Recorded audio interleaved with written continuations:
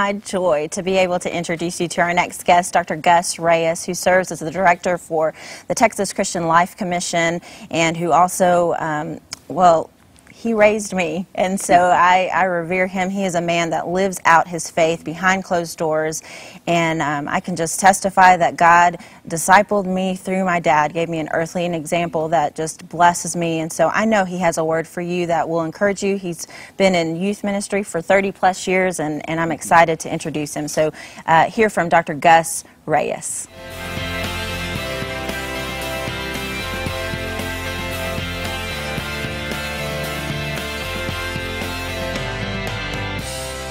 Well, I want to thank you for watching today, and I also wanted to give you a challenge that comes right out of God's Word. So if you'll just listen as I share from Ecclesiastes chapter 3, there's a season, and there's a time for everything, and a season for every activity under the heavens. There is a time to plant and a time to uproot. There's a time to tear down and a time to build.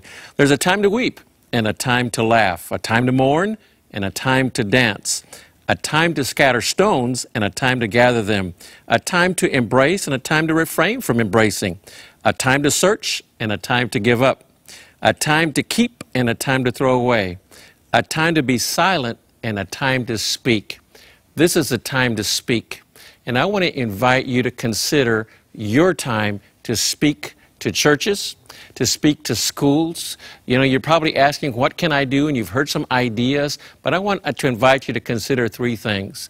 Number one, would you consider finding the closest public school around your home and just driving around or walking around that school and praying for everything that happens in that school?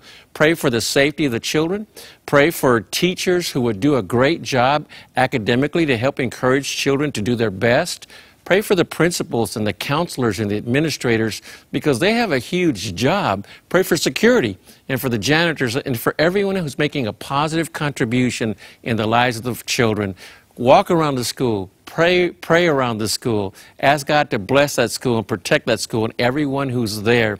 The second thing I'd like to consider asking you to do is every evening when you're having dinner with your children, whether it's tacos or whether it's hamburgers or hot dogs or whatever it is that you eat, would you consider praying by name of the teachers that are the teachers of your children? Pray by name. Let your children know how important their teachers are in their upbringing and their academic careers.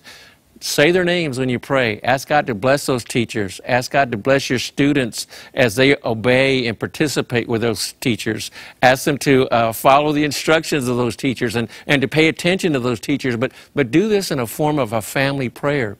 It makes such a difference to your children when you pray for their teachers, because then they know this is serious. My mom is praying for my teachers. My dad is praying for my teachers. They're praying in English for my teachers. They're praying in Spanish for my teachers. Maybe grandma, grandpa, or abuelita is praying for my teachers.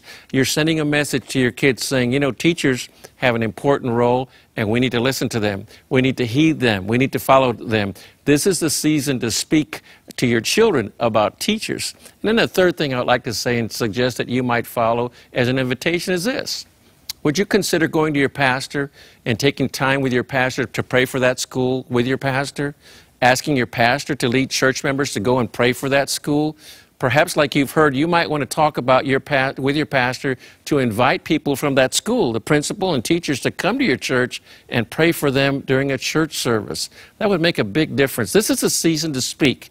This is a season to speak prayer and blessing into the lives of your children and to those who are in your church and to those who are teaching and leading in the public schools. This is your opportunity to apply God's Word into the lives of those around you. I want to encourage you to pray with your pastor about adopting one of those schools and praying for the teachers. They're under-resourced. They need help. They need your support, and what a difference it would make for the believers and family of faith to reach out and care about the teachers and the school administrators and work in partnership to make a difference in the lives of your children. I want to encourage you to pray for your school, to pray for your kids' teachers every evening, and to talk to your church about adopting schools. God bless you as you consider these invitations.